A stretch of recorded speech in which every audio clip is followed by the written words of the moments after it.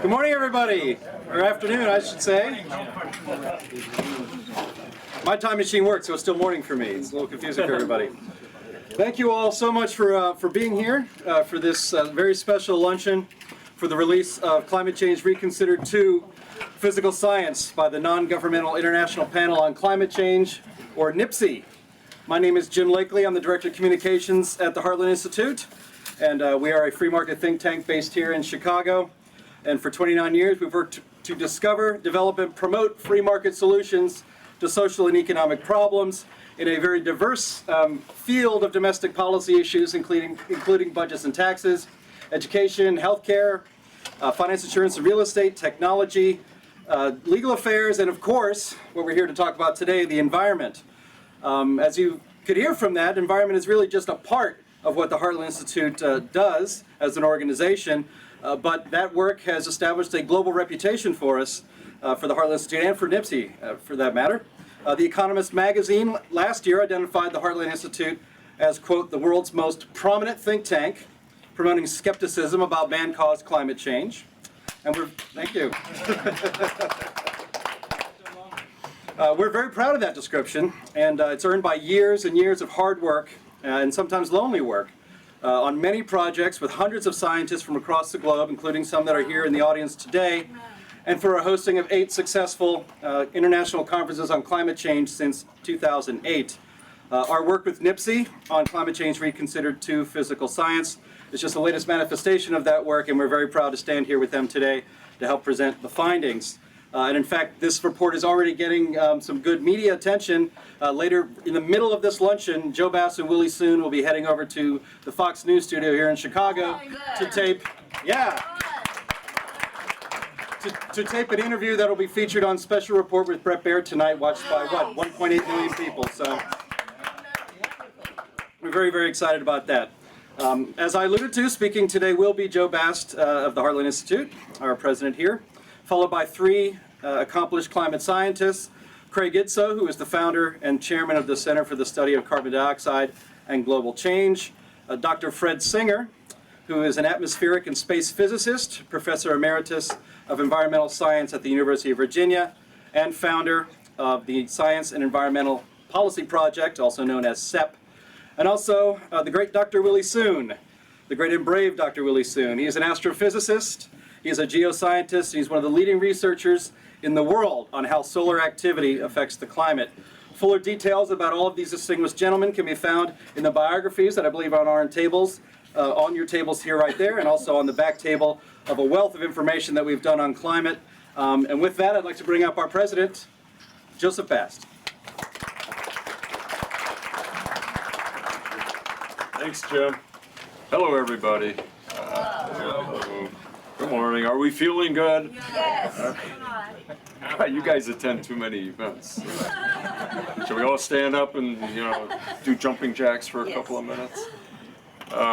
Well, this is a great day. We have been working for years in preparation for this day. We're releasing Climate Change Reconsidered II, Physical Science.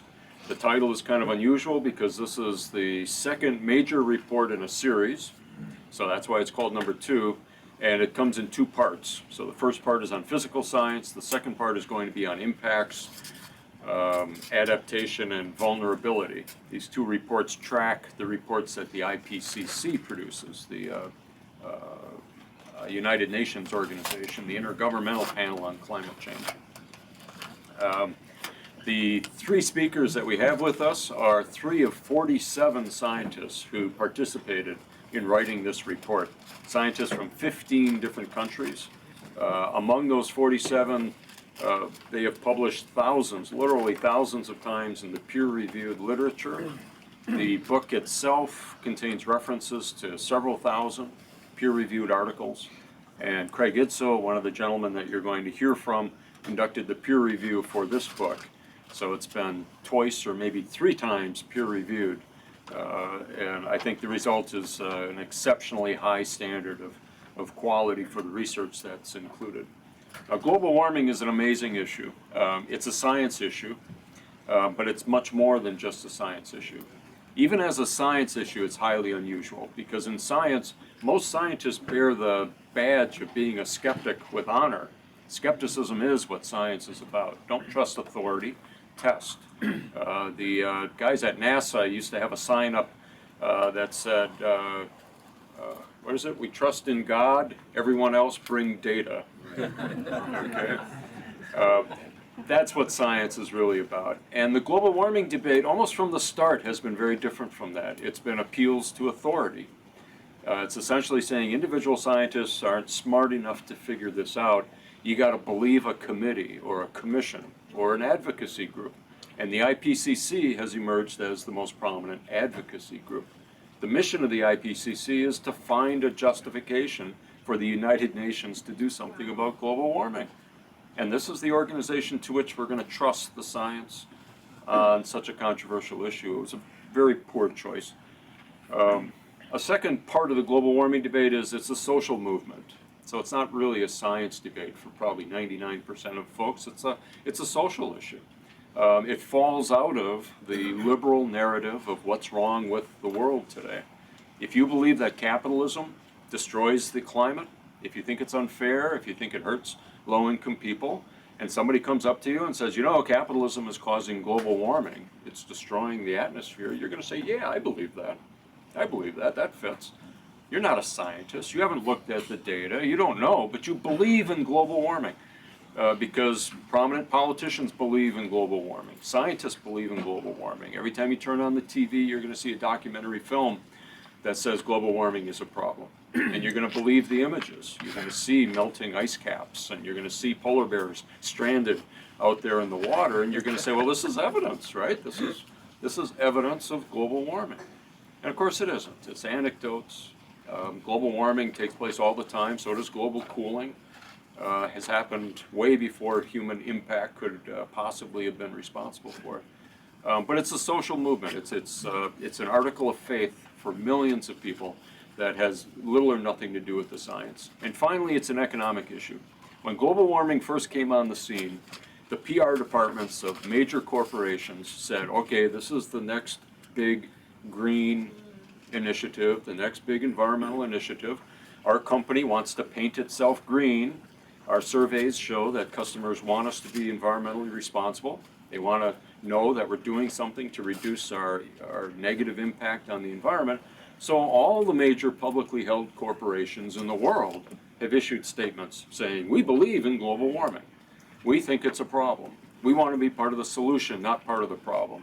Buy our product, and we will contribute a penny for every $100 you give us toward some environmental group that's going to protect the environment. Or we've reduced our carbon footprint by 20% in the last 5 years, and we pledge to reduce it another 20% over the next 5 years. So all the corporations in the country, their PR guys are saying this is good PR. We spend millions of dollars trying to make it look like we're environmentally responsible. Just stick with the narrative. This is just part of that effort of making our company look good. Specific companies, of course, have a deeper interest in this issue. So the natural gas guys like to use this issue to beat up the coal guys. So one natural gas company gave the Sierra Club something like $25 million to run an anti-coal campaign. Because if more regulations are imposed on coal, the natural gas guys get bigger market share and can make more money.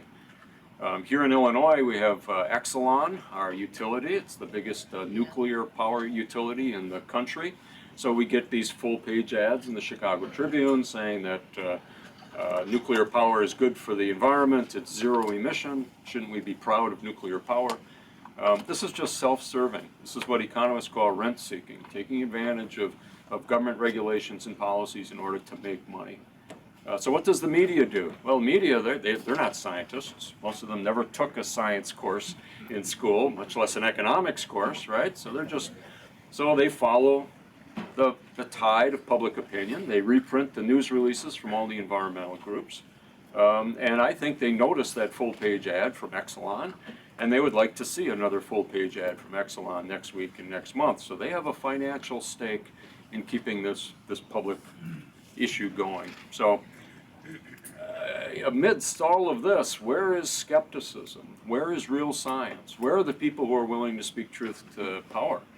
They're small in number, and they call themselves skeptics, and they're scattered all across the world. A lot of them are scientists who are afraid of losing their science positions or losing grants, so they have to wait until they're emeritus in order to speak out on the issue. That's not a hypothetical. I mean, I know these guys. There's a professor at the University of Chicago, very distinguished, high-ranking, and he was in my office probably 2 weeks ago, and he said, well, I got to wait until I go emeritus, which I'm going to do next year, and then I'll be able to start writing on this subject. Well, yeah, and over again you see that.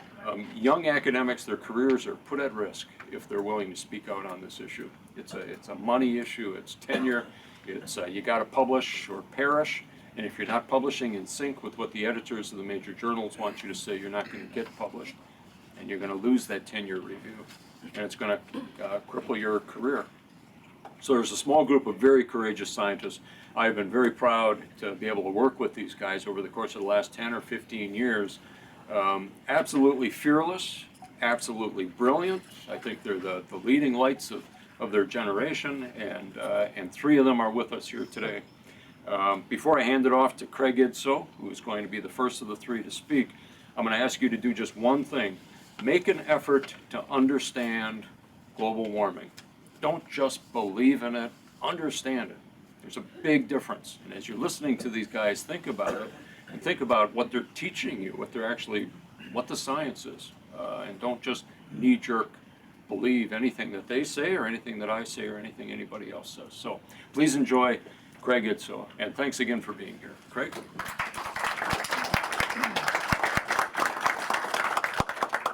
The book is right there if you want to wave it around.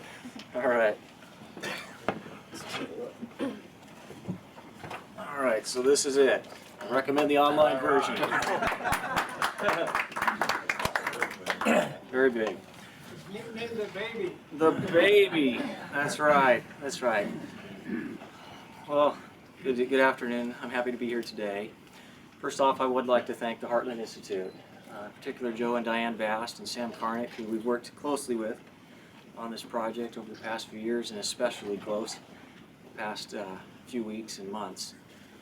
It's been a wonderful opportunity to be associated with them and all of the scientists involved in this project. We have some in the audience here today that helped contribute to the work, and appreciate their efforts as well. My job initially right now is to give you a little bit of background first on the NIPCC organization and what it is that we do. And so I'll do that first, and then tell you a little bit about the report, and then we'll go into some of the actual specifics, the specific findings of the report. Well, as its name suggests, the NIPCC, which again is the acronym for Nongovernmental International Panel on Climate Change, which contrasts with the United Nations Intergovernmental Panel on Climate Change. The NIPCC is an international panel of scientists and scholars who have come together to understand the causes and consequences of climate change. Now, the NIPCC has no formal attachment to or sponsorship from any government or governmental agency. So as such, it is wholly independent from political pressures and influences, and is therefore not predisposed to produce politically motivated conclusions or policy recommendations. The NIPCC traces its beginnings back to the year 2003 in a meeting that was held in Milan, Italy, that was organized by Professor Fred Singer and the Science and Environmental Policy Project. At that meeting, the purpose was to produce an independent evaluation of the available scientific evidence looking into this topic of global climate change. Well, the scientists there quickly realized that the evidence just was not there to support what the IPCC was about to release in their 4th assessment, which subsequently was released. And so additional meetings of this NIPCC followed, and eventually in 2009, the Heartland Institute came to the rescue and published our first major report, Climate Change Reconsidered. And that really was the first alternative and comprehensive assessment that we could use to weigh against the work of the IPCC. Following that release in 2009, we created a website in 2010, NIPCCreport.org, and also climatechangereconsidered.org. And there, with the help of additional scientists, since that time we've been releasing new reviews of of new peer-reviewed scientific literature that counter the conventional wisdom and the position of the IPCC when it comes to global warming. Well, as we continue to do that in 2010 and thereafter, it quickly became apparent as a number of reviews began to swell that we needed to produce another report. So in 2011, we published an interim report that was composed of an entirely new set of papers than were published in the 2009 work. And like its predecessor, the interim report demonstrated that there continued to exist a large and growing body critical of the alleged consensus belief in catastrophic global warming that is promulgated by the IPCC. Well, in the months and years that have followed, the NIPCC scientists have continued to post reviews and commentary on its website challenging that IPCC narrative, anticipating that many of these papers would more than likely be ignored in the forthcoming 5th assessment report of the UN, which is actually going to be released publicly next week. Tuesday. That's correct. And so that's why we're here today. Over the past several months, a team of scientists numbering about 50 has been hard at work at this first volume, the physical science, and to produce that. And as with our 2 prior reports, this volume provides the scientific balance in our minds of what is missing from the assessments of the IPCC, which the NIPCC concludes are highly selective in their review of climate science and controversial with regard to their projections of future climate change. Now, although the IPCC claims to be unbiased, and this is true, you read their documents and their preface to their materials, they claim to be unbiased and to base their assessments on the best available science. Obviously, as a NIPCC, we've found that that is not the case, and that in many instances, conclusions have been seriously exaggerated, relevant facts have been distorted, and key scientific studies have been omitted and ignored. Now, a careful reading of our newest report, for example, reveals that there are literally thousands of peer-reviewed scientific journal articles that do not support and indeed often contradict the IPCC's perspective on climate change. And we find this fact to be most unfortunate because in compiling their studies, that suggests that the IPCC was either purposely blind to views that ran counter to the materials they utilized in compiling their reports, or its authors were not competent enough to invest the time, the energy, and the resources that are necessary to fully investigate this issue, which has profound significance for society. Well, either way, whichever of those two you choose, the IPCC is misleading the scientific community, misleading policymakers, and misleading the general public by telling only half the side of the story about climate change. If the IPCC truly considered and acknowledged all the pertinent science in its assessment reports, there would be no need for a NIPCC.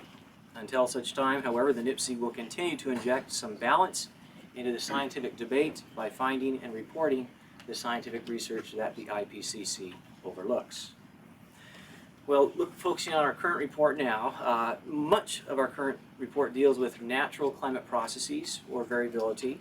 It also covers weaknesses in climate models and data sets used to measure temperature or forecast future climate conditions, or with data that raise serious questions about the IPCC's attribution of climate change to human greenhouse gas emissions. And our sole goal in presenting this information is to enable fellow scientists, elected officials, educators, and the general public to make up their own minds about what this science says. As Joe mentioned, to understand the issue of climate change and not simply to believe in it. Well, each of the 7 chapters in this volume begins with a list of key findings that contradict those of the IPCC. And these findings are then discussed in detail using in-depth reviews and analyses of literally thousands of studies that we cite in this report. And of course, we include the full citation for each of those scientific references, so that if you don't believe us, you can look it up for yourselves and find out that we're quoting the authors accurately and the work that they've concluded. We have, our scientists have worked hard to remain true to the facts represented in the studies that are cited in our report. To that end, we often have used direct quotes, direct from the authors themselves in describing the importance and the implications of their work, demonstrating that the interpretations and conclusions that we present in our volume are faithful to the views that are shared by numerous other scientists throughout the entire world. So with that introductory background and history of the NIPCC, we will now share with you some of the key findings presented from the several chapters in the report. We'll invite Fred Singer to come up next, and he'll discuss material from chapters 1, 5, and 6 that cover climate models, the cryosphere, and the hydrosphere and oceans. And then he will be followed by Willie Soon, who will then come up and discuss the findings from chapters 2 and 3 that deal with forcings and feedbacks of climate, with particular focus on the sun.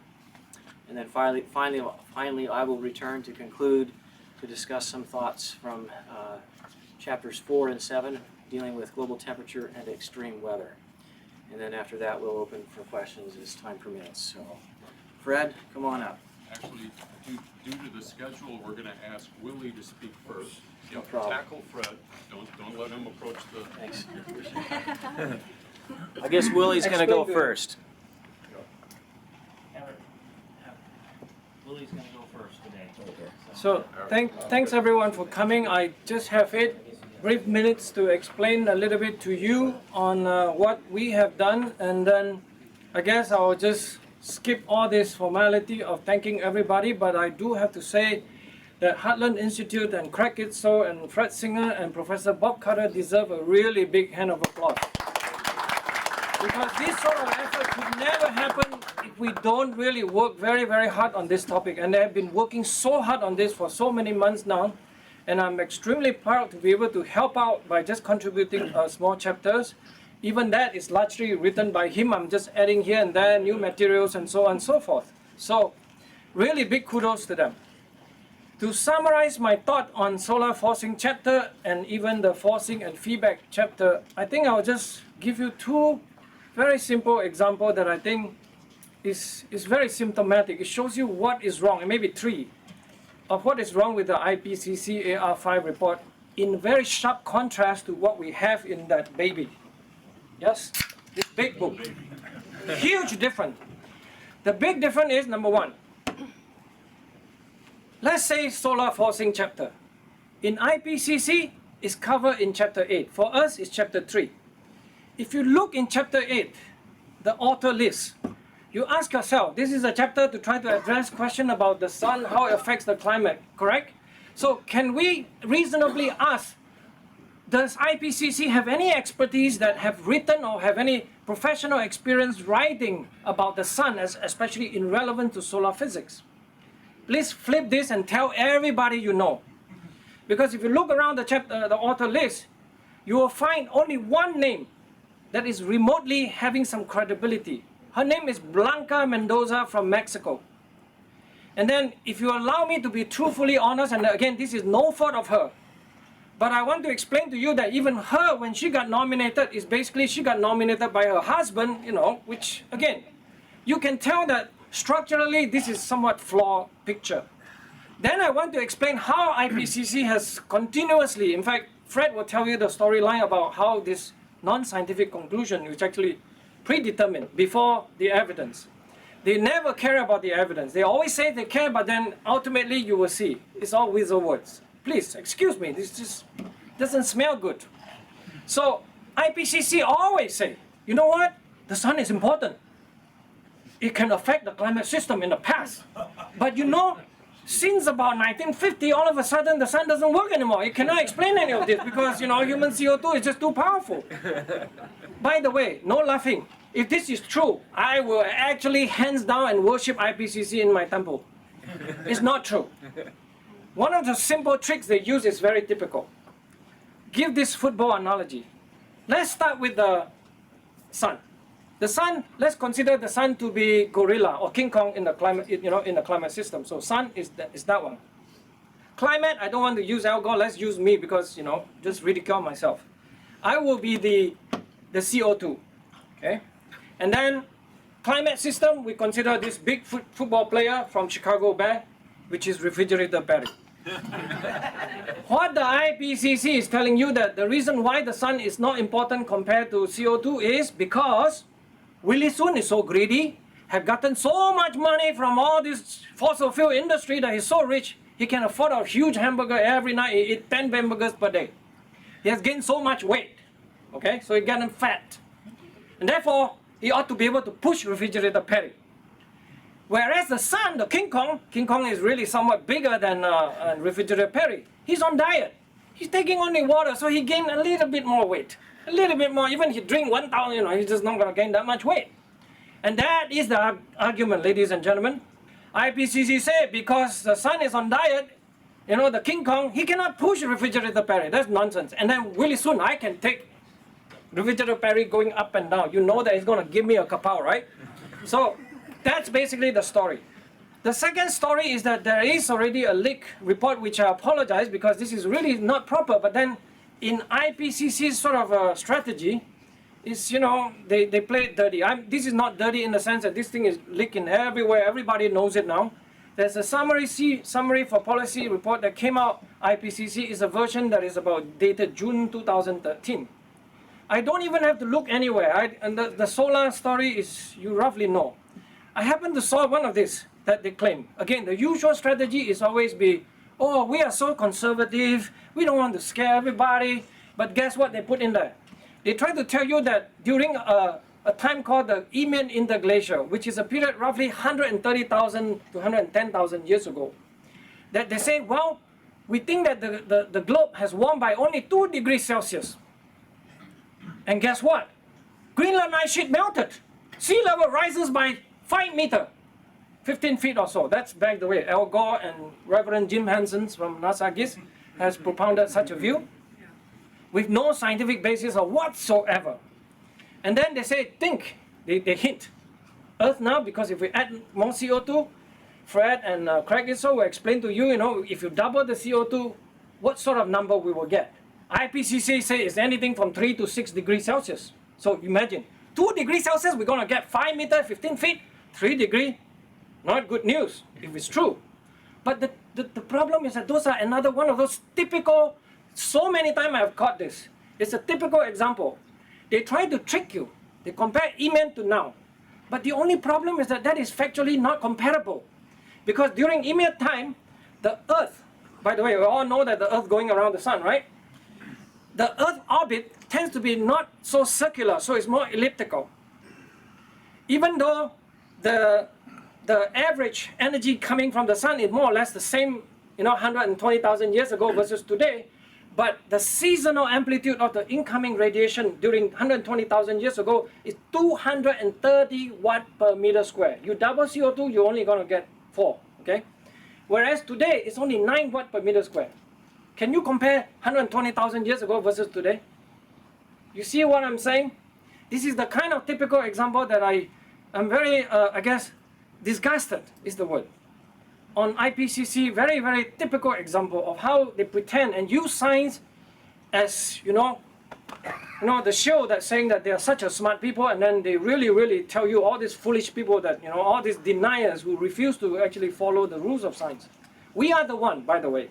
We are the one that absolutely defending science.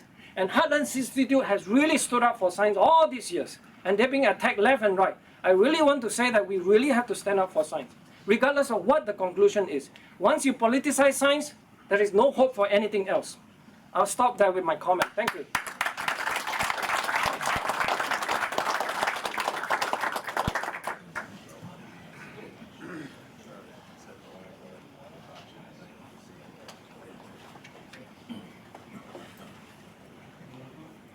Thank you, Craig. Craig has asked me to add a few words to these presentations, and has asked me to say a few words about morals in the ocean.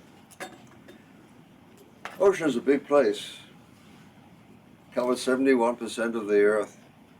So in a few minutes, I won't be able to say very much.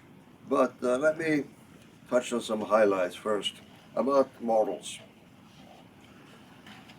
All of us use models in one way or another because we use past experience to predict something about the future. The climate models, in a sense, are not very different. The test of all models has to be whether they actually validate what has happened in the past. The climate models that IPCC uses are simple, but in a sense very complicated because they stick in a lot of extra facts. But they try to represent the atmosphere. The Earth's atmosphere is immensely complicated, particularly because of the presence of clouds. The models traditionally have not been able to represent clouds very well. Clouds, you know, reflect sunlight. Since sun's radiation drives the climate, it's very important to know how much of the sunlight actually reaches the ground and how much is reflected back out into space. Well, the test of the models, of course, is their ability to be validated. Let's take a quick look at one fact. I think all of you know by now the climate, the global climate, which is supposed to be warming because of the presence of carbon dioxide and other greenhouse gases. But this global warming has stopped. And there hasn't been any global warming now for at least 15 years. That's been acknowledged and admitted. It's causing tremendous problems for the models. Because according to the models and all the predictions that were made 15 years ago, we should have been reaching much higher temperatures than we have today. So what happened? They won't admit, of course, that the models could be faulty. So they're looking for missing energy somewhere. Where did the heat go? The latest is that the heat is hiding in the deep ocean somewhere. Good luck. They haven't actually found it, but they talk about it. By now people make fun of them and say, where's your heat hiding in the deep ocean? They're still working on it. Let's see what the IPCC comes up with next week when they publish their 5th report and are faced with this nasty problem. My guess is they will just ignore it, as they ignore all issues that contradict the accepted wisdom, which is that greenhouse gases are warming the climate dangerously. That is the accepted wisdom. So, well, so much about models. They're not working, but they're nice. You know, models can be useful for what I call what-if kinds of calculations. But the models, as you've heard from Willie, do not include all the forcings, particularly the solar forcing, and they don't include all the feedbacks, particularly from clouds. So a quick word about the ocean. The ocean is supposed to be warming also, just like the rest of the world, but it hasn't been warming. It also stopped warming 15 years ago, or maybe longer. We now have a new system of measurement for the ocean, which is quite accurate, and for the first time we can say things that are fairly precise. To me, one of the fascinating problems about the ocean has been the subject of sea level rise. So I'll finish my discussion by saying a few words about sea level rise. Sea level rise is a subject of tremendous importance to people like me who live on the East Coast. It's important in Virginia, it's particularly important in North Carolina and further down the coast in Florida. Jim Hansen of NASA has predicted that there will be a 20-foot rise in sea level by the year 2100, and Al Gore has, you know, has echoed this number. 20 foot is quite a lot.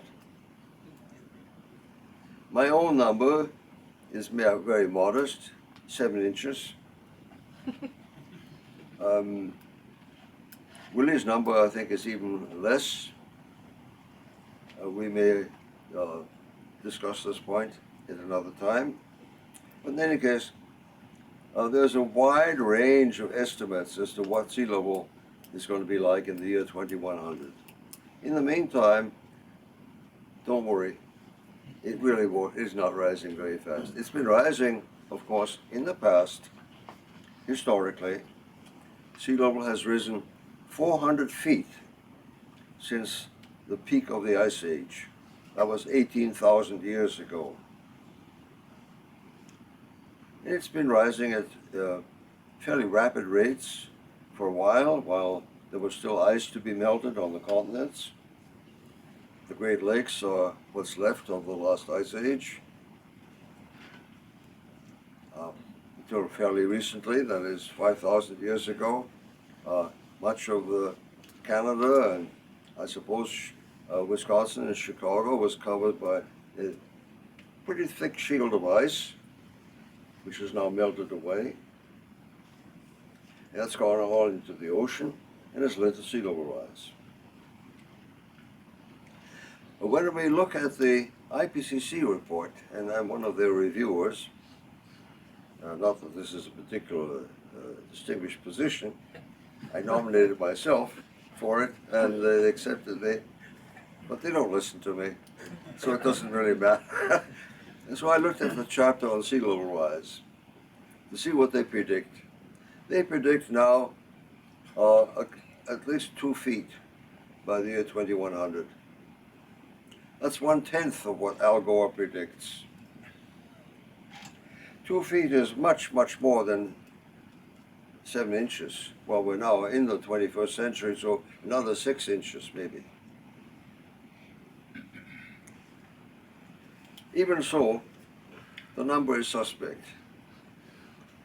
When we look at the details of the IPCC, and we do that in preparing our NIPCC report, we notice that they've claimed that sea level rise is accelerating. We don't see any evidence for that. In fact, the best evidence we have, which comes from tidal gauge records, shows that during the 20th century, sea level rise has decelerated, has slowed down. The break, as I showed you earlier, as some of you were in my discussion with slides, the break occurred in 1960. Sea level rise suddenly slowed down in 1960. So my trick question this morning was, what happened in 1960 to slow down sea level rise? Okay, no answer? I'll give you a hint. Who was it who said, the earth will heal and the ocean will slow? And what year was he born? 61. In 1961. He was conceived in 1960, and there you see this. At this point, I think I will stop. Thank you very much for your attention.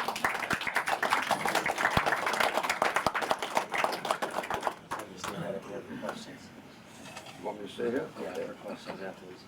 All right. Thank you, Fred.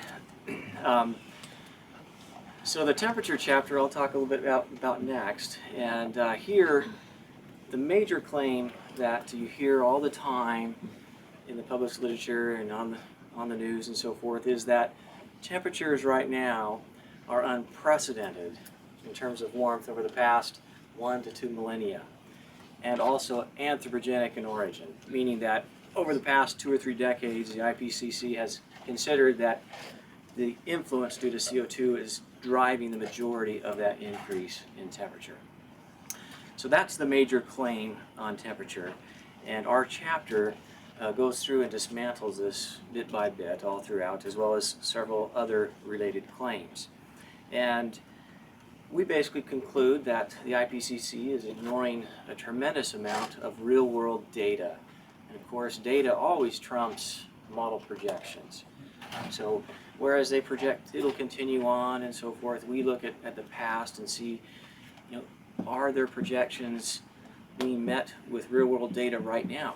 Because if it is indeed unprecedented temperature right now, in the past 1,000 to 2,000 years, and if CO2 is the cause, well then we should be able to verify that looking at the actual data. And of course, you don't see that. You find that we come to the conclusion that the IPCC has got it backwards, that it is really natural variability that has caused a majority of the temperature increase in the modern era.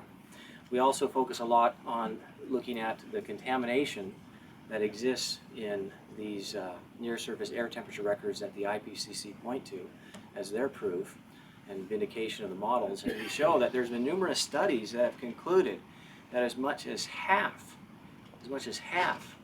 of that 20th century warming that is found in these data sets can still be attributed to urbanization and other land use, land change effects.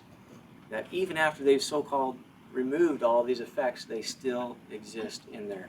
And of course the IPCC refuses to acknowledge that, and refuses to acknowledge the papers that are published demonstrating this from not just one but several different sources. Another kind of knock to this claim is we spent a considerable amount of time in the temperature chapter focusing on the medieval warm period. Now Willie was talking about the Eocene period of time, the last interglacial period before the present one, which is the Eocene interglacial, and how things were quite different in terms of the insolation and how much radiation comes in from the sun during that period compared with the present time. So it is kind of hard to compare temperatures back then to now. But what we can do is we can go back just 1,000 years or a little bit beyond that, when there wasn't a whole lot of change in the solar incoming radiation, but yet the atmospheric CO2 concentration was much, much less, 35 to 40% less than it is today. And we can see, does CO2, if it is indeed the all-important driver of climate change, then we should see that really there was not much change in temperature over that time period. But of course what we do find, and what has been demonstrated in literally hundreds of papers that have been conducted on past temperatures, you find that from a period of time about 800 AD to 11, maybe 1200 AD, the Earth exhibited a period of warmth in which temperatures were about as warm as, if not as much as half to a degree Celsius warmer than they are today, during the medieval warm period, as we call it, as it's come to be known in the literature. And of course, CO2 did not drive that increase in temperature, and certainly cannot, so you certainly cannot discount the current rise in temperature to be due to that natural phenomenon as well. And indeed you find many papers that show that there are these natural oscillations in climate that occur on decadal scales, centennial scales, and millennial scales that operate like clockwork. And they certainly can full well explain the current increase in temperature of the modern warm period. Another claim that we go after is the IPCC suggests that the Earth's polar regions should be experiencing a tremendous amount of warmth, and should be kind of the canary in the coal mine, showing the first signs of this signature of CO2-induced global warming. And they often point to the Arctic. In fact, their latest, the draft report from AR5, they use the words that they have robust evidence of an amplified CO2-induced warming effect occurring in Earth's polar regions. And but our analysis of the real-world data suggests that claim is patently false. We look at real-world data of temperatures that are occurring and have occurred in both the polar regions.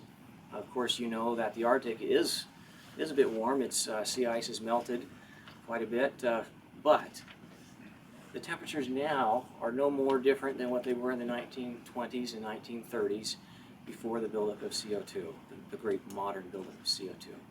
So certainly you cannot discount the influence of natural variability driving those trends today.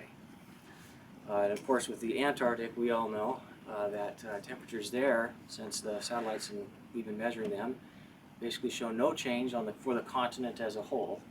Of course there's been some increase on the peninsula of West Antarctic, but the continent as a whole, temperatures have been steady or actually slightly declining. Sea ice in that region has actually been expanding equatorward, which again you would not expect to see if there was this so-called unprecedented warming that the IPCC is claiming due to CO2. Moving on to the extreme weather to highlight a couple of points from this chapter. I think we all know that the IPCC claim here is that all sorts of extreme weather will be made worse as a result of CO2-induced global warming, and so we test that assumption. Is it correct? Do the real-world data show this? And there are numerous studies, hundreds of studies, looking at trends in drought, floods, storms, hurricanes, wildfires. We cover a whole section on wildfires as well. And we look, if you look at the trends of the last 20 or 30 years, during which time the IPCC suggests this should all be ramping up, is that really happening? And you find invariably in every instance, you could find periods of drought and flood that are more frequent and more severe that have occurred in the recent historic past and further back in time as well. So there is none of these trends have exceeded the range of natural variability. None of them has. There's definitely no increase in floods and droughts that you can attribute to atmospheric CO2. Particularly with tropical cyclones, that's a great one they like to use, and they like to say that there's going to be more storms like Hurricane Sandy, and that is patently false, despite, again, this supposedly unprecedented warming of the past 20, 30 years. There's been actually no increase in the intensity or frequency of tropical cyclones for the globe as a whole or for any of the ocean basins. So that's pretty much the gist of, well, to get you, I guess, what's your appetite a little bit into what is in the report. I don't know, is Jim Lakely around? There he is, still hiding. I guess we turn it back to you and Take questions. you doing questions? Sure. Very good. All right, thank you, Greg.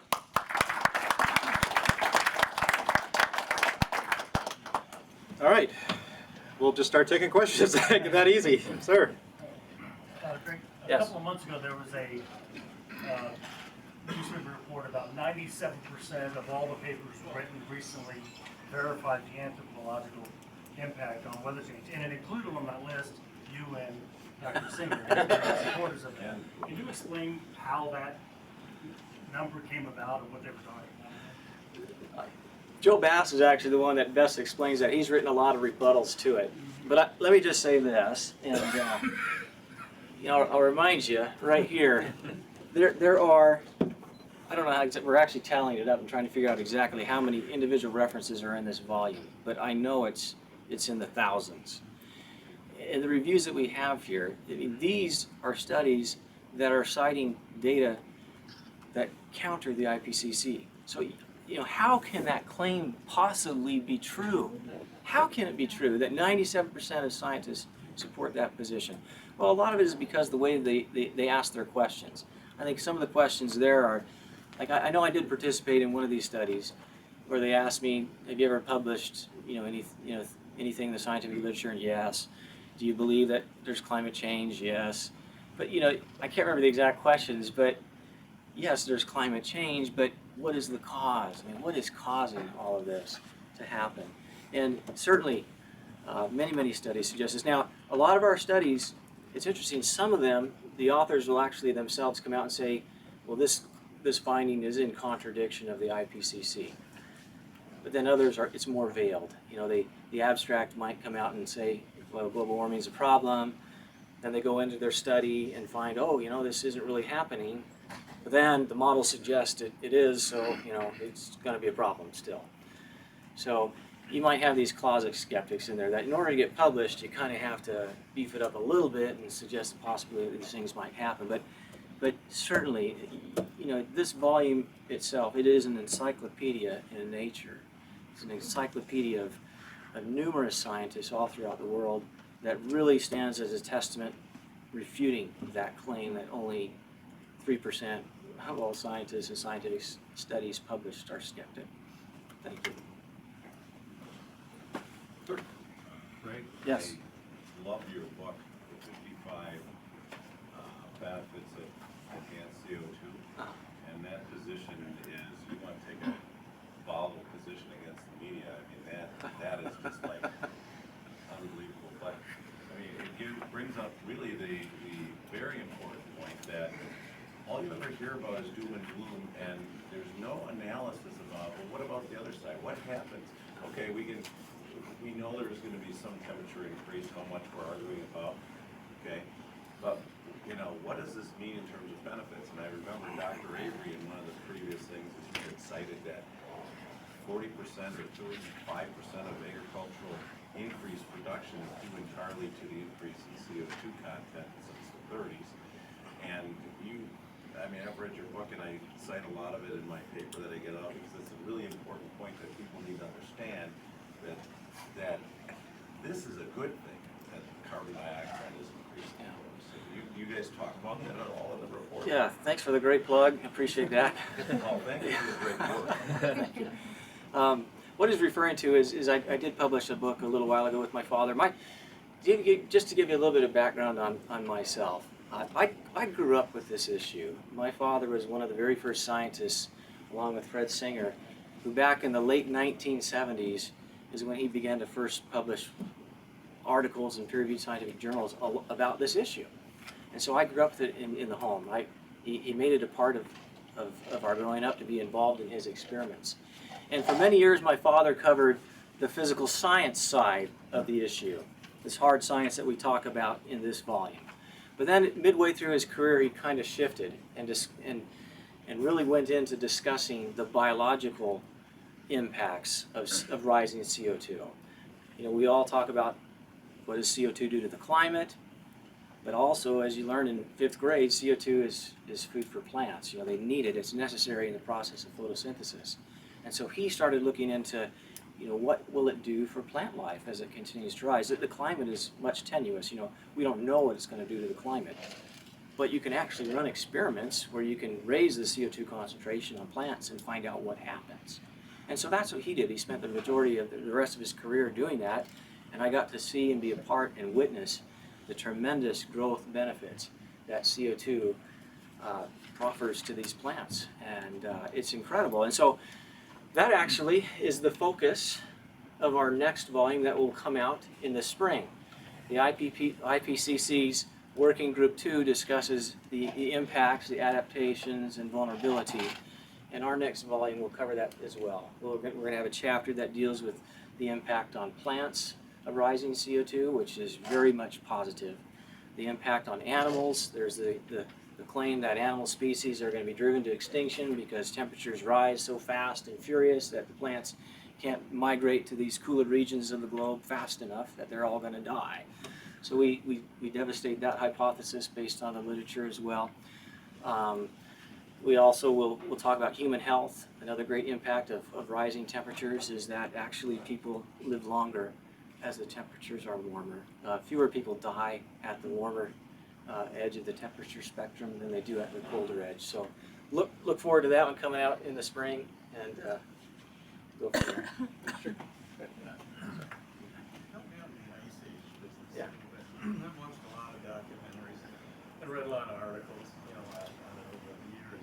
And they always talk about the northern hemisphere and ice building on the oceans or Canada and so on. They're talking about the southern hemisphere. Do you guys know much about the science of that? What do they know about the science of Fred, southern hemispheric ice? did you hear that question? No, I didn't Craig, hear if you the could repeat it for me? So the question is, what do we know about conditions in the southern hemisphere during the last ice age? You want to take that?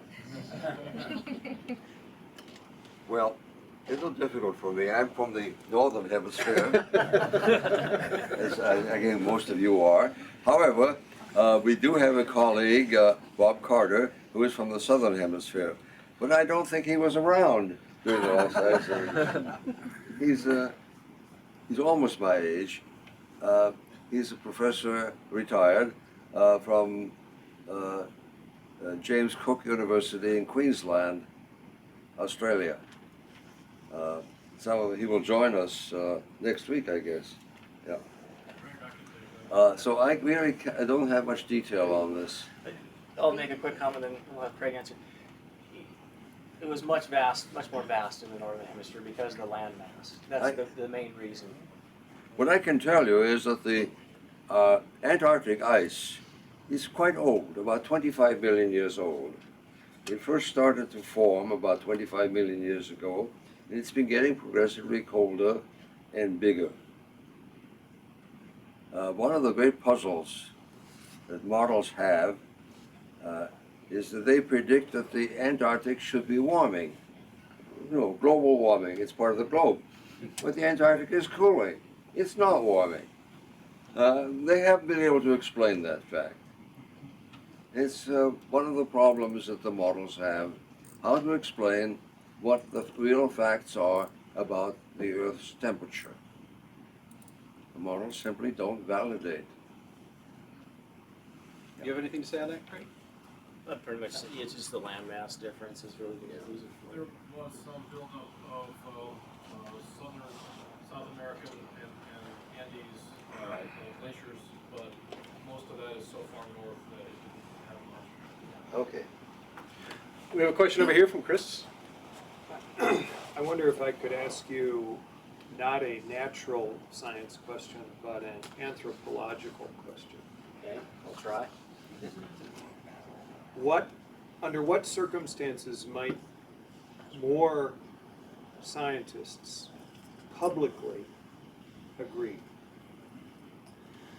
I'll tell you what I think is probably the answer to that, which is an unfortunate answer, is if the temperature trend that everybody uses, the near surface temperature trend, if that continues to remain flat or actually decline. It should not, that's how the public opinion seems to rise and fall, is what the global temperature is doing. And I think that's the only way. They'll only switch if public opinion switches. And that's only going to happen if the temperature changes. So I think,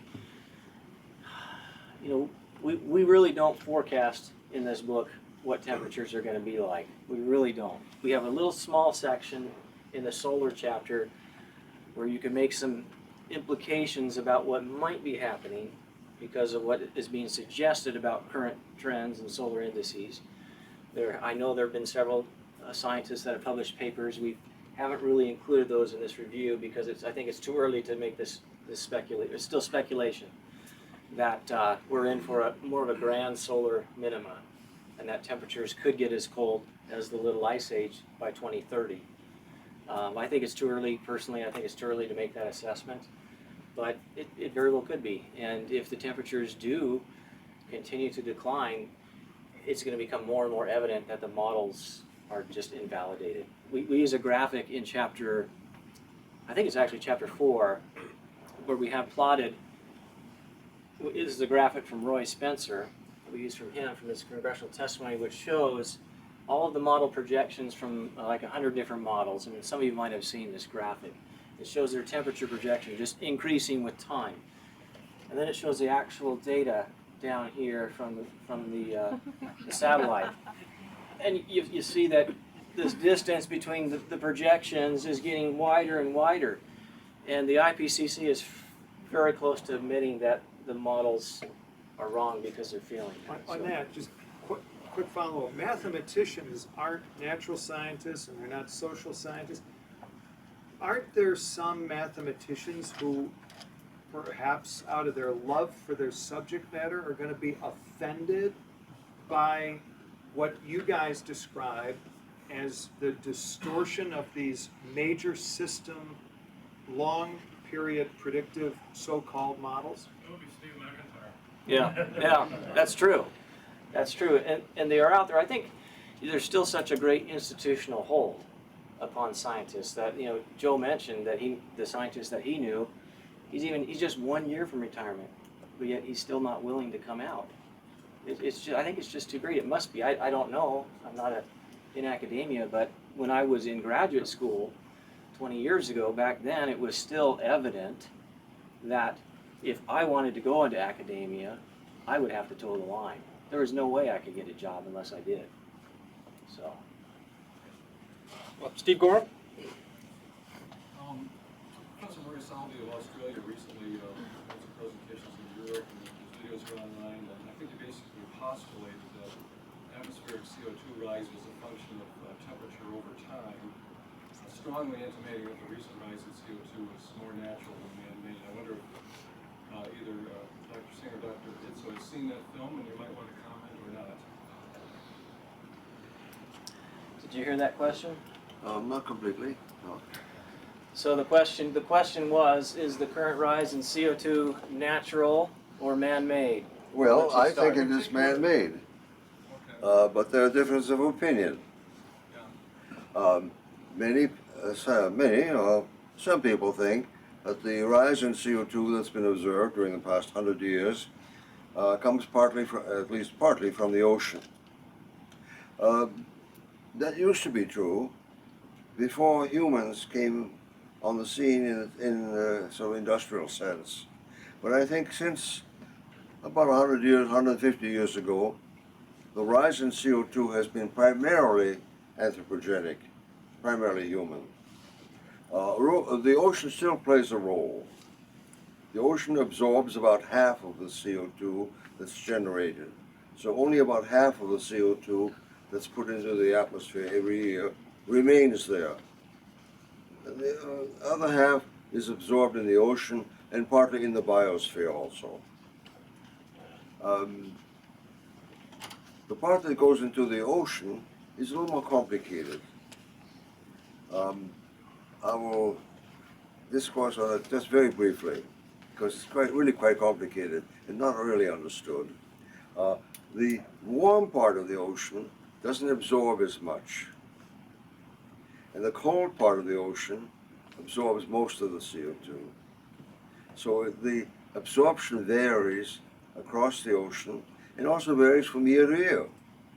So you see irregular increases in CO2 in the atmosphere, in spite of the fact that the human contribution is fairly steady. Every year we use about the same amount of energy, burn about the same amount of coal, oil, and gas. Does that answer your question? Mark? This is more of a political question. I don't really understand the science, and nor do I want to. I'm in the real estate business. But to me, my position is it's more like the boy cried wolf, chicken little. I don't believe that science can, I don't believe weather can be measured. I don't believe man-made can be measured, and I don't think we can do anything about it. So what's your opinion for somebody like me? Am I just a nut? Am I a denier? A hoax? And I don't think it's a big issue. I just don't think it's that important. No offense to Heartland, it is a big issue because they're forcing it. Let me comment on it Agenda-driven. also. So that's my question. More, it seems like it's completely politically agenda-driven. You go first. Like I said, I grew up seeing kind of the good side of carbon dioxide and watching these experiments with my father. And when I graduated college, just before I graduated college, I started my institute. And I thought it would be a little whim, that I'd do it 1 or 2 years, that there's no way this issue's going to keep going on. The data don't support it. Boy, was I naive. It has become the central focus on so many different groups, that latched onto this and just turned it political. And Al Gore had a great deal to do with that. He really turned it political at that point in time. But Fred, you wanted to add something to that? Well, it's an important question, and it deserves a long answer. The establishment is convinced that dangerous global warming is a fact.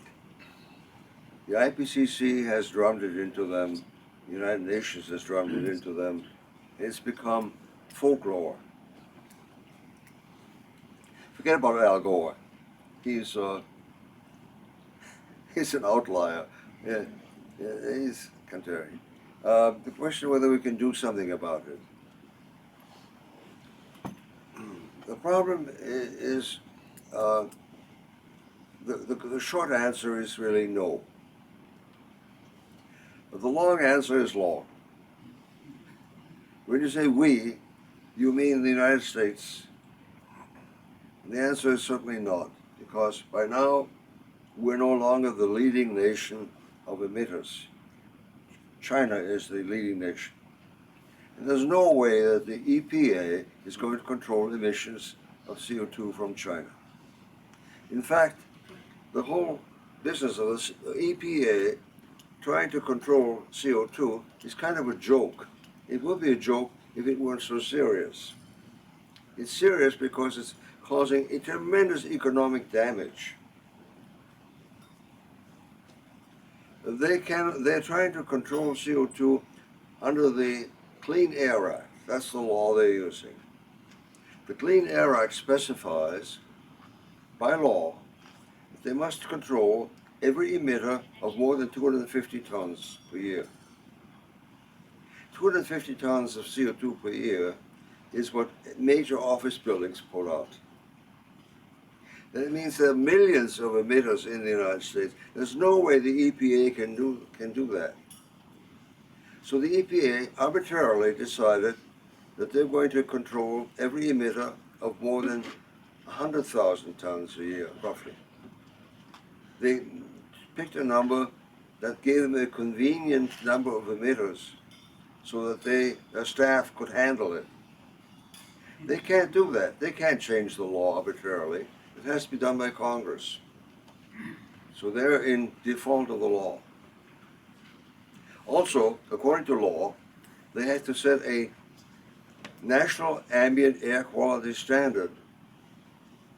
After all, the whole purpose of controlling emissions is to achieve a certain ambient air quality, improve ambient air quality. Okay, what should be the standard for CO2?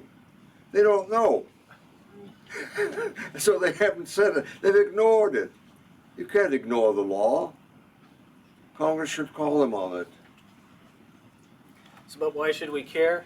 We should care because of the taxes, the increase in energy prices. They affect every one of us, and this has been moving forward towards that for years and decades, and Now it's we're not getting stopping anytime soon. to what's happening this week in Washington. This week, in fact, what's today? The 17th, right? 18th. Day before yesterday was the last day to submit comments, and we did, on what's called the social cost of carbon. There's a huge exercise going on within the federal government that you probably are not aware of, but it's very far-reaching. They've got all the brains from all of the major agencies trying to figure out how much they should charge for emissions of carbon. What is the social cost of carbon? Mind you, they're arguing about minutia, what discount rate to use, and so on and so on and so on. They should be arguing about the sign. There is no cost of carbon. Carbon is a benefit. As Craig will explain, his father's research and others have established that with the more carbon we have in the atmosphere, the better off we are. It benefits agriculture. It makes food cheaper. It saves people from starvation throughout the world. We were in China recently, and one of the things we said to the Chinese was, we want to thank the Chinese for putting more carbon dioxide in the atmosphere. We owe them a debt of gratitude. Speaking of other countries, I don't know if you've all heard of Australia. Their elections were happening down there, and the more conservative parties had won. I read on Anthony Watts's What's Up With That blog last night that they are dissolving their cabinet level office for climate change. Yes. So, victory in the United States may take a little while, but victory around the world tends to pop up where it can. And of course, the world didn't end because they got rid of their climate ministry, and that might be the only instance in history in the Western world that a cabinet-level office was basically made to go away. Next is the U.S. Department of Agriculture and Education. What the heck? Sir, I believe you had a question. Yeah, you didn't mention that. I heard somewhere that I read about that ice disappearing mostly in Arctic, and it is the common knowledge that this is because of the global warming. But I heard some theory that the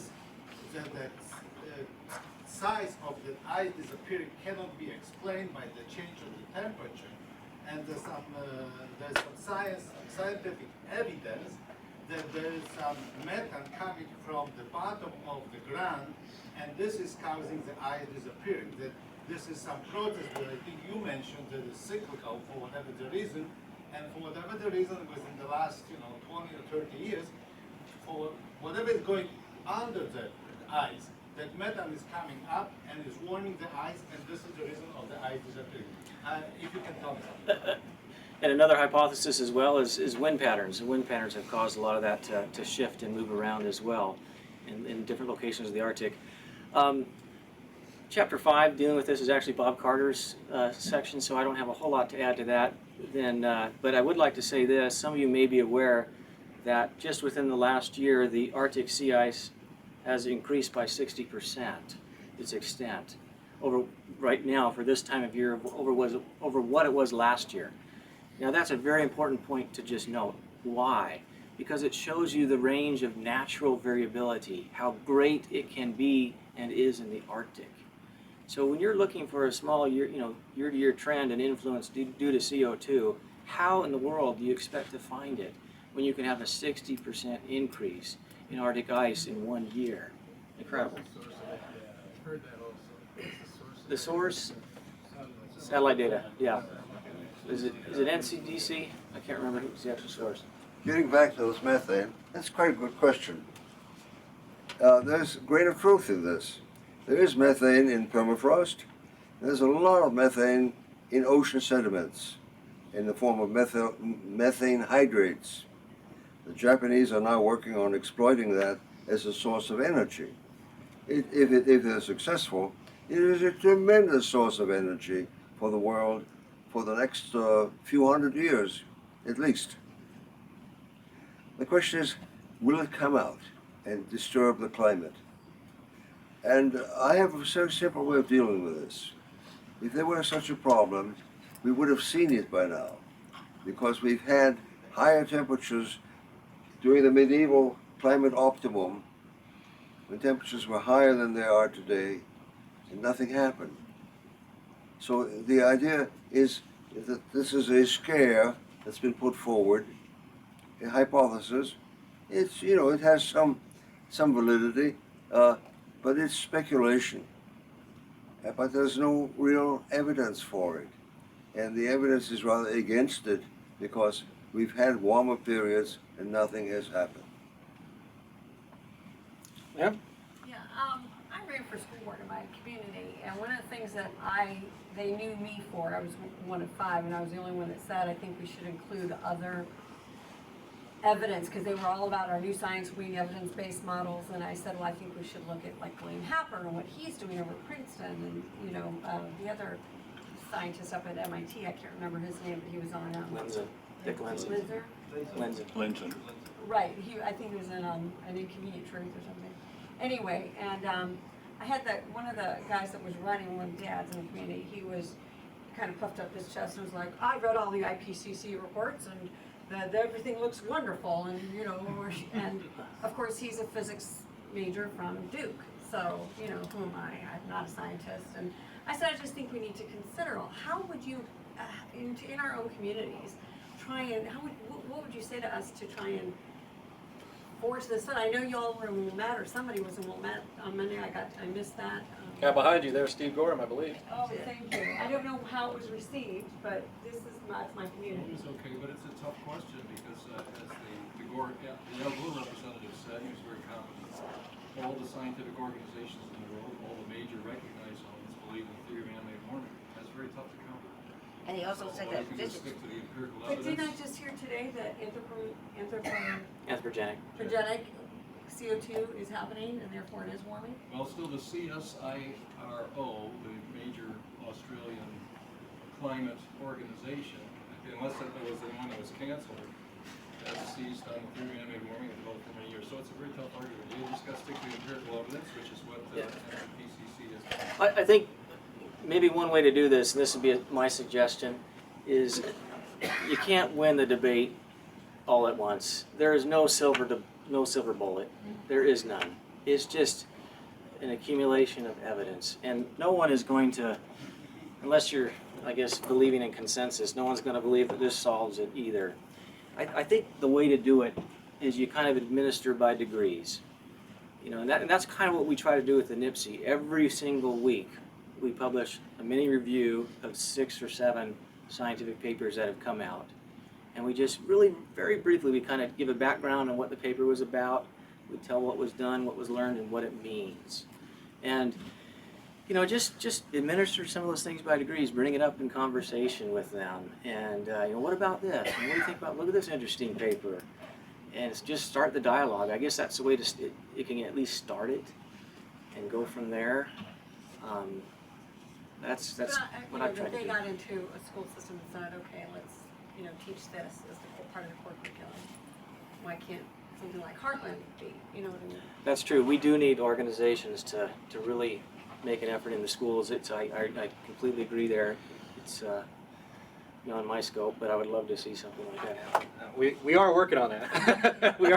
we are working on developing a curriculum, an alternative curriculum for K through 12 that can help counter. Again, but it's just as difficult as Steve was mentioning.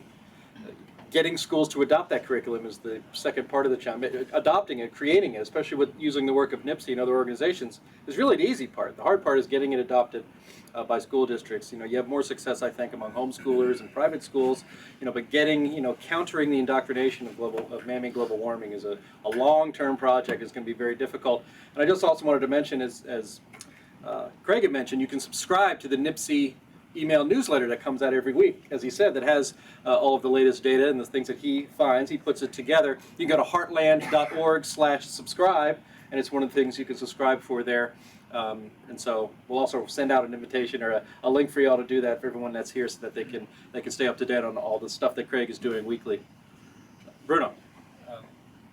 Maybe when Heartland is done conquering the 20, 30, 40-year battle on global warming, they can begin to go after the 150-year-long battle of people believing that we should warehouse our children in something called public schools and then fight school districts.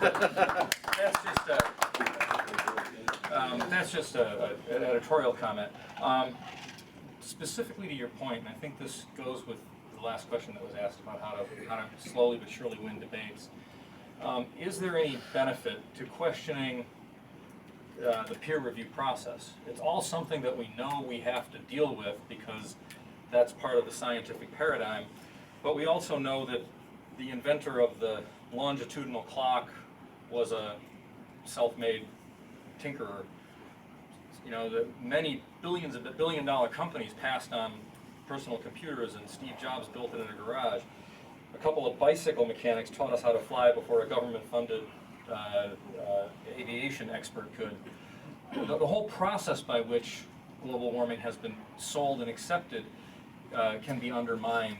And it's like, I don't know if there's a fast way to do that. I don't know if there's a Jedi mind trick that gets them to stop them in their tracks, but something along the lines of, I think it's time to start questioning the entire peer review process. Yeah, there certainly are problems with peer review. It is not a perfect process, no doubt about it. We see, every week I read approximately 500 different abstracts to 500 different papers. You skim through a lot of those. And you know, these are based on keywords that are pulled out, you know, relating to the global warming debate that I can find articles to review. And I can tell you, when I first started 16 years ago, there's maybe 100 that would come per week. Now there's 500, sometimes it's 1,000. It just drives you crazy to have to read them all. But I can tell you a great percentage of those now, as compared to 16 years ago, are just not worthy of publications. You just wonder, how in the world did some of this get published? So I know there's holes. There's obviously holes. There's the recircular citing of each other, and you know, the people that are in charge, that are the gatekeepers at these journals, that make sure that papers are published according to their opinions and beliefs. I honestly don't know how you stop that process. I don't know how. I really don't. I don't have an answer to that. Fred, do you have any opinion on the current state of the peer review process? I'm afraid the peer review process is, as we know it, as we like to know it, is breaking down. And that's hurting science and science publications. You know how the anonymous peer review process works. The editor gets a submission, and then he looks at it and he asks referees for advice. He doesn't have to take their advice. It's really up to him. And we don't know who the referees are. He chooses them.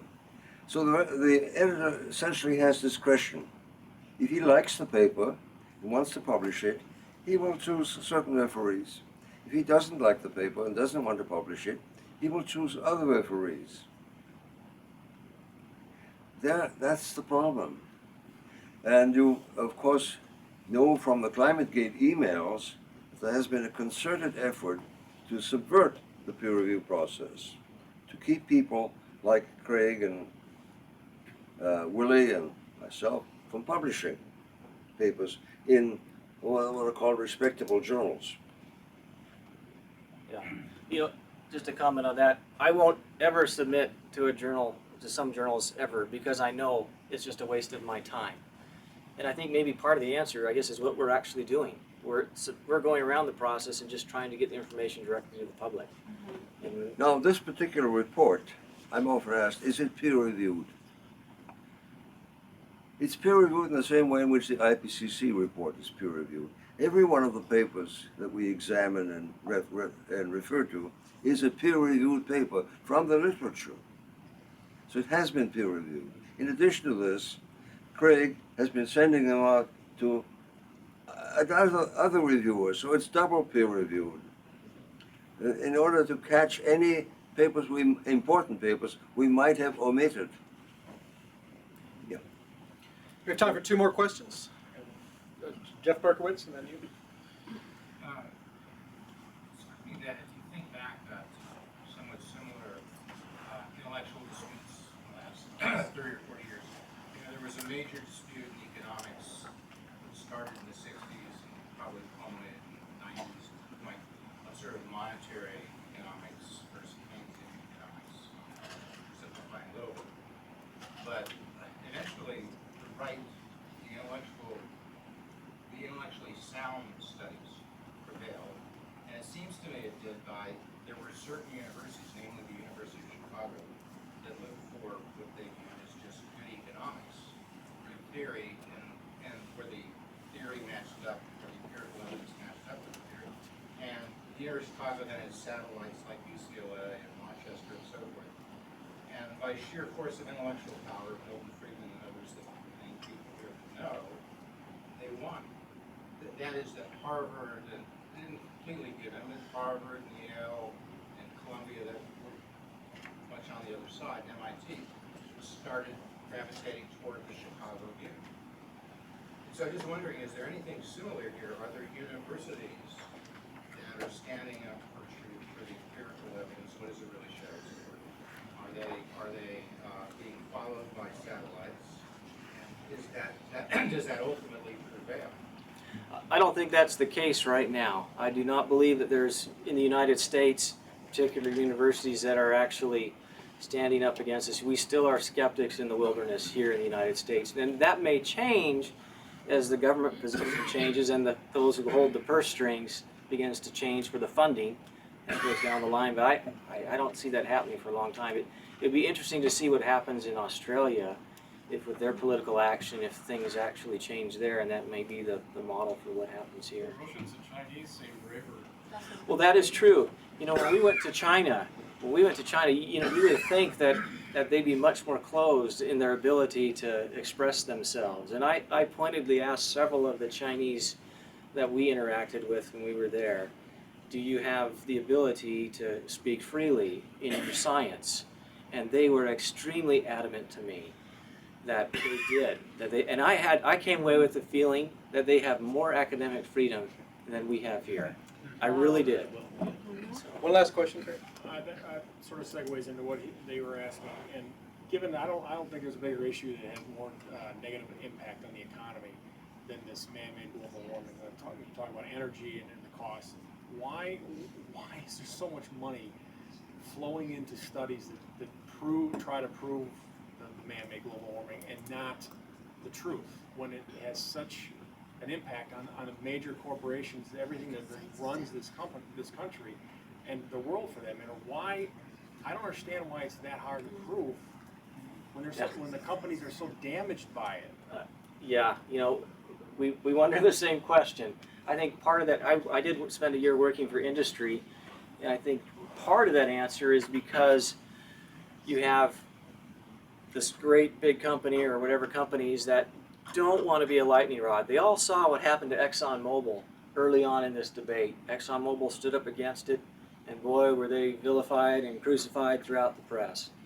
And I think a lot of organizations saw that and said, whoa, we don't want that bad press, you know, we'll just go along with it. So, you know, cowardice, whatever you want to call it. But hey, they're all the same business. I don't understand why they wouldn't say we got to stand together. Believe me. Yeah. Yeah. Yeah. And the IRS. You're right, it's a freedom issue. It's really a personal one. Okay. Thank you very much.